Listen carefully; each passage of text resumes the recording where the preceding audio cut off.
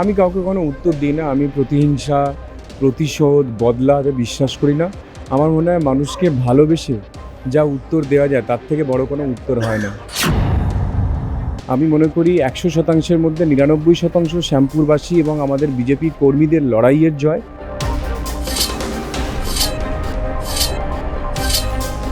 যে মুসলিম মা ভাই বোনেরা তারা সম্পূর্ণরূপে বিশ্বাস করেছিলেন তৃণমূল কংগ্রেসকে,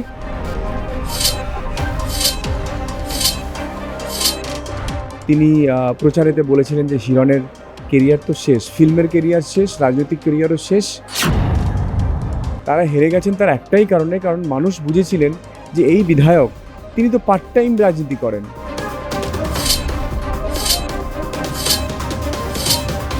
সেখানেও এই বিষয়টি উঠে এসেছে যে এবার আমরা ঘাটাল মাস্টার প্রকল্প করব।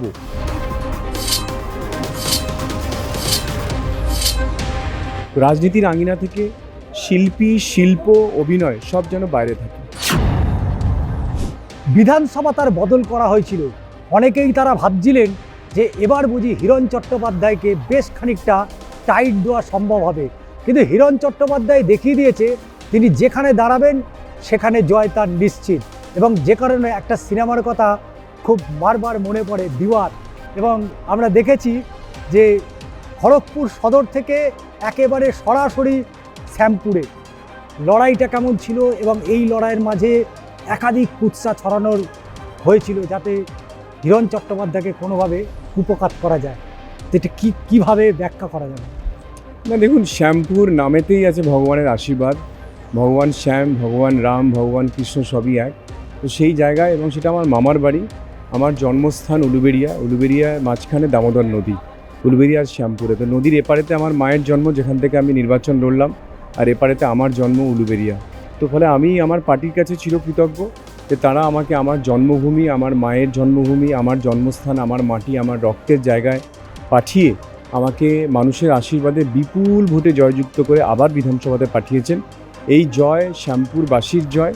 আমি মনে করি ১০০%-এর মধ্যে ৯৯% শ্যামপুরবাসী এবং আমাদের বিজেপি কর্মীদের লড়াইয়ের জয়। আর ১% আমার চেষ্টা বা আমার কর্মফল বা আমার সম্পূর্ণ যে সংগ্রাম, লড়াই, সেটা আমি মনে করি আমার সেটা ১%।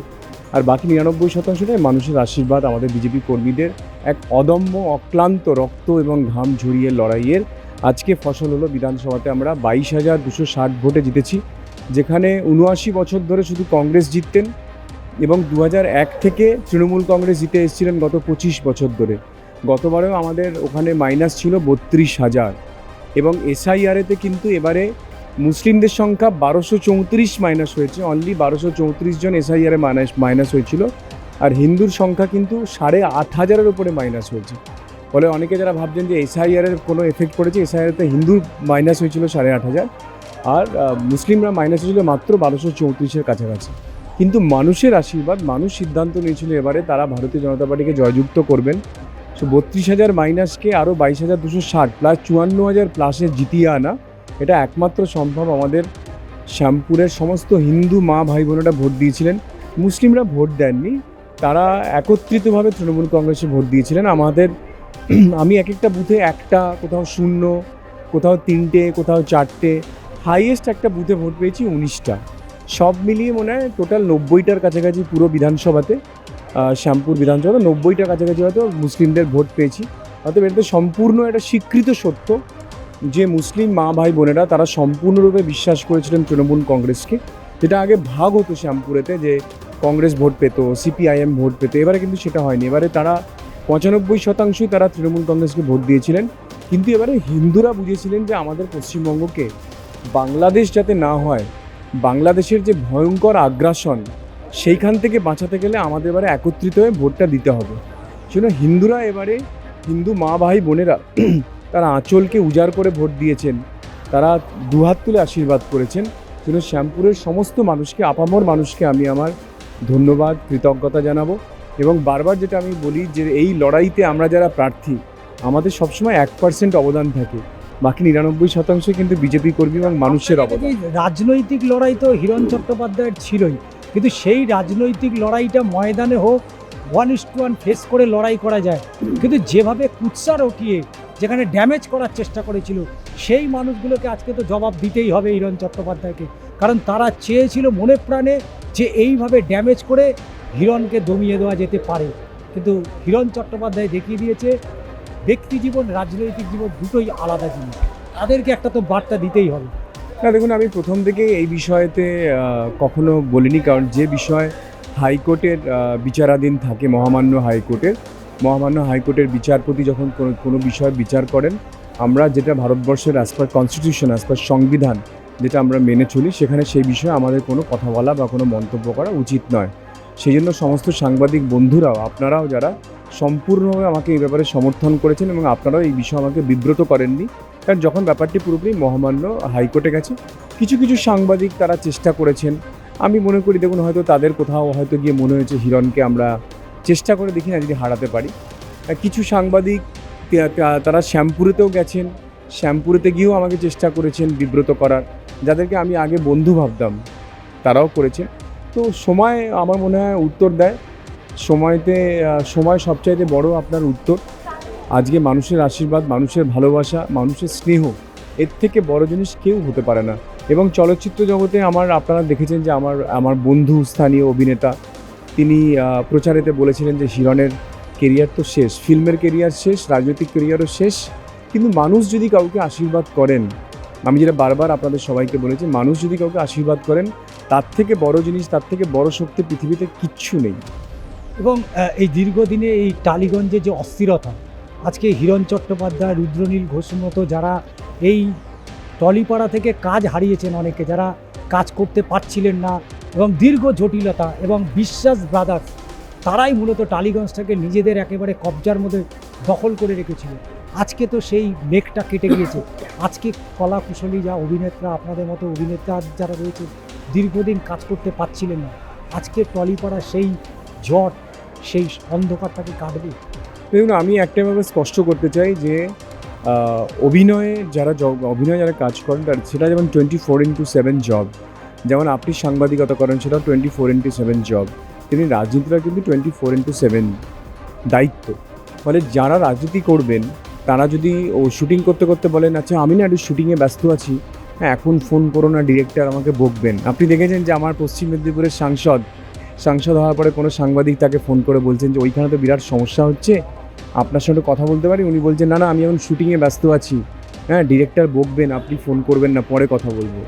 তো একজন দেশের সাংসদ, প্রায় 17-18 লক্ষ মানুষের যারা সাংসদ, তিনি বলছেন আমি শুটিংয়ে ব্যস্ত। সেজন্য আমি একটা ব্যাপারে খুব ক্লিয়ারলি বলেছিলাম যে আমি যেদিনকে রাজনীতিতে এসেছি, সম্পূর্ণভাবে পরিষদীয় রাজনীতিতে, সেদিন থেকে কিন্তু আমি শুটিং করিনি, আমি কিন্তু ক্যামেরায় মুখ দেখিনি। আমি রিসার্চ করতে বিদেশ গেছি, আমেরিকা গেছি, ইউরোপ গেছি, ইংল্যান্ডে গেছি, যে রিসার্চের কাজে গেছি। কিন্তু অভিনয়ের জগতে অভিনয় করতে গেলে কিন্তু আপনাকে অভিনয় করা উচিত, রাজনীতির মতো করা উচিত। কারণ নাহলে যারা আপনাকে ভোট দিল, ধরুন ঘাটালের সাংসদ, যখন ঘাটাল সমুদ্রের বন্যার জলে ডুবে গেছে, আপনারা দেখেছেন আমি সেখানে বন্যার সময় গেছি, 4000 মানুষকে আমি অন্ন তুলে দিচ্ছি, রান্না করেছি, মানুষকে খাওয়াচ্ছি, জলে পৌঁছেছি, ওষুধ দিচ্ছি, বিভিন্ন সামগ্রী দিচ্ছি, তিরপল দিচ্ছি। তখন তিনি লন্ডনেতে গিয়ে একটা ছবি সেলফি তুলে পোস্ট করছেন যে দেখো আমার কেমন লাগে। তো এটা খুব বেদনাদায়ক, এটা খুব কষ্টদায়ক। ফলে তৃণমূলের যারা সাংসদ, যারা বিধায়ক, তারা এবারে যে হেরেছেন, তারা হেরে গেছেন তার একটাই কারণে, কারণ মানুষ বুঝেছিলেন যে এই বিধায়ক তিনি তো পার্ট টাইম রাজনীতি করেন, তিনি সারা বছর শুটিং করেন আর পার্ট টাইম হিসেবে বিধায়ক হয়ে যান, পার্ট টাইম সাংসদ হয়ে যান। ফলে এদেরকে তো আমরা সময়ে অসময়ে কখনো পাই না। আমি ঘাটাল লোকসভায় লড়াই করতে গিয়ে কিন্তু আমি একটাই অবজেক্টিভে কাজ করেছিলাম যে ঘাটাল মাস্টার প্রকল্প করতে হবে। সেই বাধ্য হয়ে কিন্তু তিনি 15 বছর পর, 2014-এ হয়েছেন, তারপরে ধরুন 2024-এতে, প্রায় 10 বছর পর তিনি প্রথম বললেন না ঘাটাল মাস্টার প্রকল্প করবো বলে কয়েকটা জেসিবি মেশিন দিয়ে কিছু মাটি কেটে, নদীর এপার থেকে ওপারে মাটি কেটে ফেলা হয়েছিল। তো সেটা গতকালও মাননীয় মুখ্যমন্ত্রীর সঙ্গে আমরা মিটিংয়ে ছিলাম, সেখানে principal secretary, chief secretary, adviser সবাই ছিলেন। সেখানেও এই বিষয়টি উঠে এসেছে যে এবার আমরা ঘাটাল মাস্টার প্রকল্প করব, আমরা এবারে করব। ওরা তো করছিল না, ওরা একটা মিথ্যে কয়েকটা জেসিবি মেশিন বসিয়ে একটা অভিনয় করছে, দেখো আমরা কাজ করছি। তো মানুষ সেই জন্য তাদেরকে এবারে প্রত্যাহার করেছেন। তারা বুঝেছেন যে অভিনেতারা তারা আসবেন, তারা শুটিংয়ে ব্যস্ত থাকবেন সারা বছর, গান গাইবেন মঞ্চেতে গিয়ে, তাই না, বিচিত্র অনুষ্ঠান করবেন, সেখানে গান করবেন, নাচ করবেন, আর মাঝে মধ্যে তারা রাজনীতির কথা বলে মানুষকে একটু ভুলিয়ে দেবেন, কিন্তু মানুষের তো কাজ দরকার, তাই না? মানুষ যখন হাসপাতালে অসুস্থ হয়ে ভর্তি হয়, তখন সে যখন বাঁচার জন্য একজন সাংসদ বা বিধায়ককে ফোন করেন, তখন যিনি সাংসদ বিধায়ক বলেন না আমি না শুটিংয়ে ব্যস্ত আছি, আমি এখন আসতে পারবো না, এটা কি মানুষের অপরাধ? সেই জন্য আমি আপনাকে আবার স্পষ্ট করছি যে টলিউডের ইন্ডাস্ট্রি সম্বন্ধে মাননীয় মুখ্যমন্ত্রী যেটুকু দায়িত্ব দিয়েছেন, সেই দায়িত্ব থেকে বলেছি আমি যে টলিউড অ্যাবসলিউটলি শুড বি ডিপলিটিসাইজড। কোনো পলিটিক্স যেন ওখানে না হয়। রাজনীতির আঙিনা থেকে শিল্পী, শিল্প, অভিনয় সব যেন বাইরে থাকে।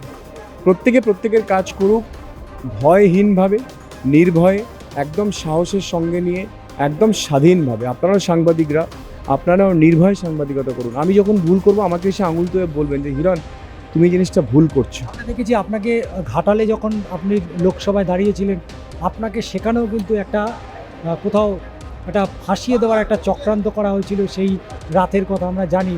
এবং সেখানে আপনাকে যতটা চেষ্টা করে ড্যামেজ করার চেষ্টা করা হয়েছিল, তা সেই দিনকার উত্তরও তো কিন্তু আজকে দেওয়ার সময়, কারণ আজকে রাজ্যে ডবল ইঞ্জিন সরকার রয়েছে। আমি কাউকে কোনো উত্তর দিই না। আমি প্রতিহিংসা, প্রতিশোধ, বদলাতে বিশ্বাস করি না। আমার মনে হয় মানুষকে ভালোবেসে যা উত্তর দেওয়া যায় তার থেকে বড় কোনো উত্তর হয় না। আর আমি আগেও বলেছি, আজও বলেছি, আমার শ্যামপুরের ক্যাম্পেনের মেন ক্যাম্পেন ন্যারেটিভ ছিল কথা কম কাজ বেশি, আগে কাজ পরে কথা। সেই জন্য আমি সেই ন্যারেটিভ, সেই ক্যাম্পেনই করে শ্যামপুরের মানুষ আমাকে বিপুল ভোটে জিতিয়েছেন। এই জয় আমার জয় না, এটা শ্যামপুরবাসীর জয়, আমার প্রত্যেকটা বিজেপি কর্মীর জয়। সবাইকে অসংখ্য ধন্যবাদ, আপনাকে নমস্কার।